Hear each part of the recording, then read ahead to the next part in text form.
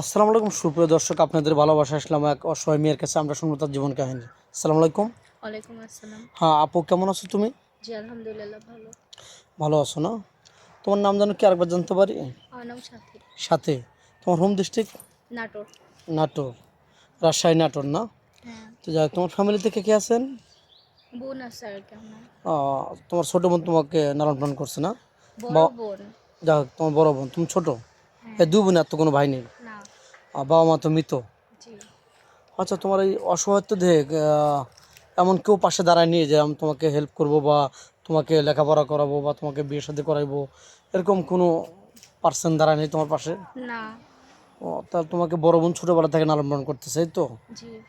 তো খুব কষ্টের সাথে তোমার জীবন, মানে যুদ্ধ করে তো এতটুকু বড় হয়েছো না? জি। যুদ্ধের সাথে তো যাই হোক, কোনো প্রবাসী বাদু তোমাকে বিয়ে করে দেশে রেখে যায়, তাহলে কি তাদের সংসারে থাকতে পারবে? যদি চার পাঁচটা ম্যান থাকে, বাপ মা ভাই বোন থাকে, তাদেরকে আগলে রেখে চলতে পারবে তাল মিলিয়ে? জি, পারবো।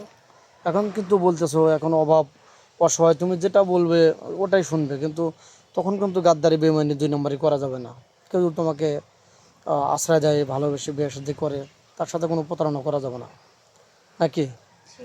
আচ্ছা, তুমি যেমন এখন অসহায়, কোনো ভাই যদি এই আমাদের চ্যানেল দেখে কেউ তোমাকে চাকরি দিতে চায়, হয়তো 20,000 50,000 টাকা বেতন দেবে, কিন্তু বিনিময়ে কিছু চায়, তুমি কি ইচ্ছুক দিতে? যেমন তোমার পেটে ভাত নেই, না। তোমাকে একজন 30,000 টাকা স্যালারি দেবে, কিন্তু তোমার বিনিময়ে কিছু চাচ্ছে। আমি বুঝি না, তো না, একটা না। মেয়ে থেকে কী চাইতে পারে, তাতে কি বিনিময়ে তুমি কিছু দেবে? না, আমি এসবের মধ্যে নাই। কারণ দেবে না কেন, এটা একটু বোঝা বলবা? না, এসবের মধ্যে আমি না। তার মানেটা কি, মানে এসবের কেন? মধ্যে থাকলে তো আমি গার্মেন্টসেই কাজ করতে পারি, তাই বা না? প্রেম প্রীতি করে তুমি বিয়ে শাদী করতে পারতা নাকি? জি। মানে তুমি খারাপ পথে, তুমি না খেয়ে থাকবে, কিন্তু খারাপ পথে যাইতে রাজি নাই, হ্যাঁ। এক কথায় বোঝা যাচ্ছে নাকি? না ভুল বললাম? হ্যাঁ, ঠিক। তো যাই হোক, তুমি, তোমার বয়স কত বলছিলে? 22 বছর। 22 বছর। তুমি মনে করো যে কত বছর বয়স হলে পরে তোমার মানে মেচুয়ার্ড হবে, বা তোমার সাথে মানাবে? সেটা যেরকম হয় সেটা সেটা তো আল্লাহ জানে, তাই না? সেটা তো আর আমি জানি না। তোমার একটা নিজের খেয়াল খুশি একটা পছন্দ আছে না? না, সেটা ভাগ্য জানে, সেটা আমি বলতে পারবো না। ভাগ্যের উপর ছেড়ে দিয়েছো না, হ্যাঁ। কপালে যেটা আছে, কিন্তু সেই ম্যানটা ভালো হলে চলবে। হ্যাঁ।